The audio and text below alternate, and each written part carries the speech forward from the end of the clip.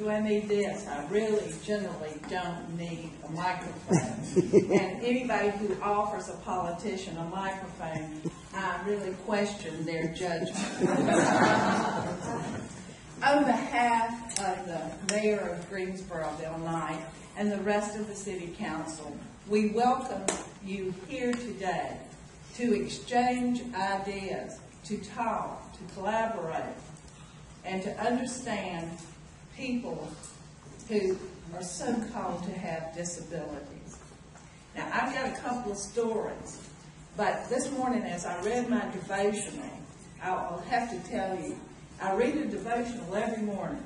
Every politician should.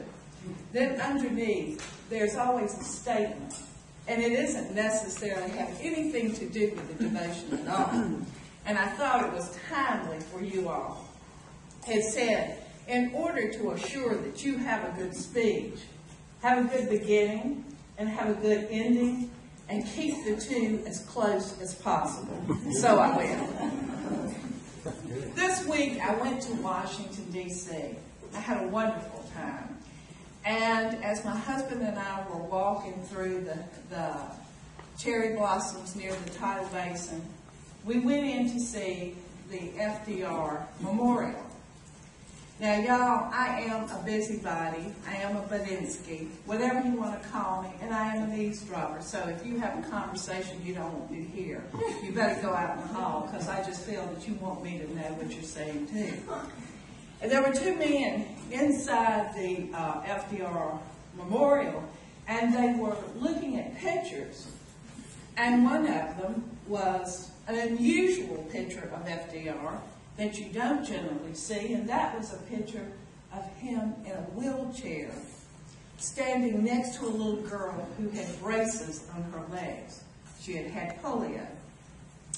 So the two men that were talking, one of them identified himself as a doctor, and he said, well, I've never seen a picture like this of FDR, of him in a wheelchair with a little girl, you know, with braces. So I felt that I should offer him my knowledge of FDR, whether he wanted it or not. And I said, well, first of all, I said, FDR was embarrassed to have had polio. You know, here is this man who came from a well-bred, well-connected, well-financed family. And if you have had the opportunity to know the story of Warm Springs, when he went down there, he was so embarrassed to be with those people, people who couldn't walk, the people who were in some kind of chair. Well, he decided he was going back home. He was not going to be a part of this group because, you know, obviously he didn't fit in. He was FDR. So he was waiting at the train station in his wheelchair, and the train pulled in. Everybody got off, and they said, wait a minute, there's one more person on the train. So they went to a boxcar, and they opened the door of the boxcar, and there was a young man in a wheelchair who had fallen out of the wheelchair and had been there for 3 days without food, without water, without attention. So at that point, FDR realized what his calling would be for the situation. And then the rest was history. You know, when they tried to buy Warm Springs and the hospital and they wanted to make sure that everybody had a chance. Everybody should have a chance. When I was a little girl, at the age of 9 months, I contracted polio. My parents thought I had the flu. And I was in the last epidemic of polio. And I never knew what a difference my life would be. Because first of all, I grew up in a mill village. And I lived across the street from the cone cotton mill. And my family worked in the mill.